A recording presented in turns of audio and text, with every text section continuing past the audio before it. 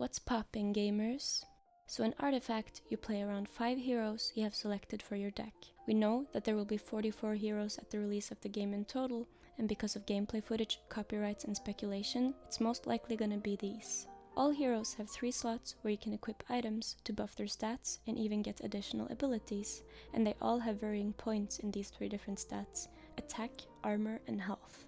With very few exceptions, all heroes have an ability.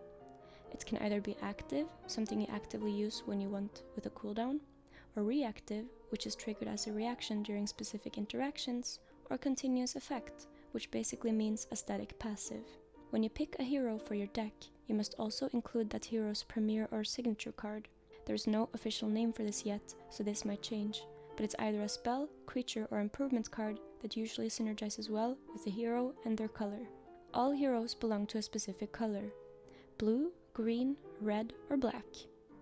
Blue heroes generally have low attack, but very powerful abilities and spells, especially late game. Green heroes are more about buffing and creature summoning. Red heroes have insanely high stats and aggressive abilities and dominate early and mid game. Black heroes have the highest attack damage stats we have seen so far, and have been described as assassin and crossboard abilities.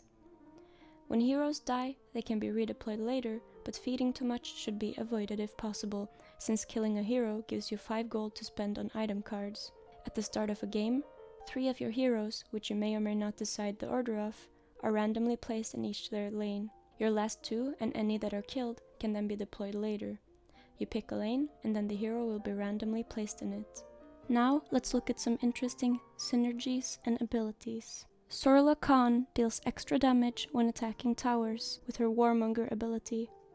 Assault Ladders, which is her signature card, is an improvement you place in a lane that makes all allies deal extra damage to towers. So if you place them both in a lane where you have a lot of units and your enemy has none, you're gonna hit pretty damn hard. Luna's ability and signature card has perhaps the most obvious synergy. Every time you use her ability, Lucent Beam, you get a charge on her Eclipse spell.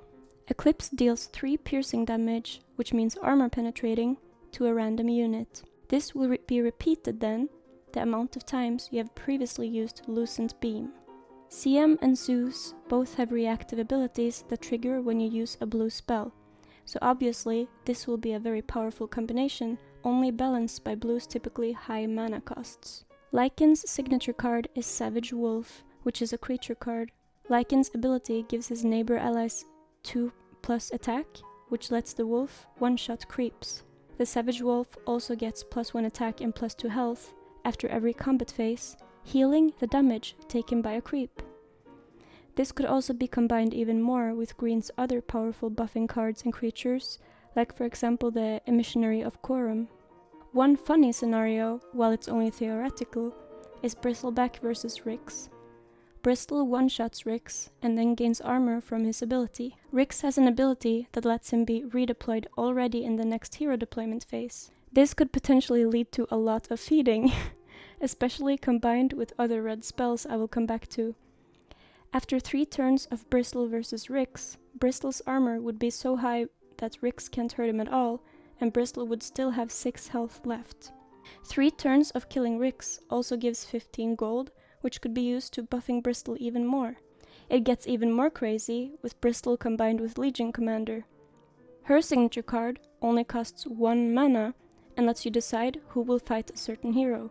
So you can make sure Bristle gets at least 1 kill with this card every round, and he one-shots most heroes. Bristle also buffs Legion back because his Nasal Goo reduces armor. This is crazy, combined with Elsie's ability, which gives her Retaliate 2. If she attacks a hero with -2 armor, she will deal 6+2, +2+2, 12 damage. You can also combine both Elsie and Bristle with Axe's signature card Berserker's Call. When they get very strong, they can kill a lot without sacrifice due to their high armor and health. So yeah, that's everything you need to know about heroes. Feel free to comment if you have any questions, and I hope to see you around. Peace!